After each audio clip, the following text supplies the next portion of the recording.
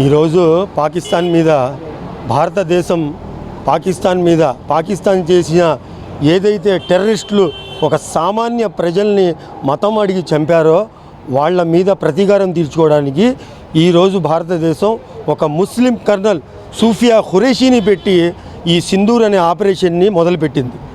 ఎవరో కొంతమంది సోషల్ మీడియాలో ముస్లింలపై ద్వేషపూరిత ప్రచారం చేయడం తప్ప ఈ దేశం కోసం ముస్లింలు ఇప్పుడే కాదు 75 సంవత్సరాల స్వాతంత్రం ముందు కూడా ఎంతోమంది మహానుభావులు, ఎంతోమంది మౌల్వీలు, ముస్లింలు, యువకులు ఈ దేశం స్వాతంత్రం కోసం పోరాడి తమ ప్రాణాలు అర్పించారు.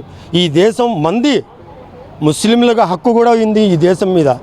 పాకిస్తాన్ ఎవరండి? పాకిస్తాన్ మీద మేము యుద్ధానికి వెళ్ళాం. పాకిస్తాన్ని మీరు తుడిచేయండి అని చెప్పాం. ఈరోజు మా మీద వేలెత్తి చూపించేవాళ్ళు ఎవరు? మా దేశభక్తిని శంకించేవాళ్ళు ఎవరండి? ఇప్పుడు ఈ వార్లో ముస్లింలు చావలేదా? కేవలం హిందువులే చచ్చారా? కాదు కదా. ఈ భారతదేశం అంటే అన్ని కులాలు, అన్ని మతాలు ఐకమత్యమే, భిన్నత్వంలో ఏకత్వం భారతదేశం అంటే. ఎందుకు ఈ రకమైన ప్రచారం చేస్తారు? ఏం చెప్తారు మీరు టోటల్గా ఆపరేషన్ సింధూర్ మీద?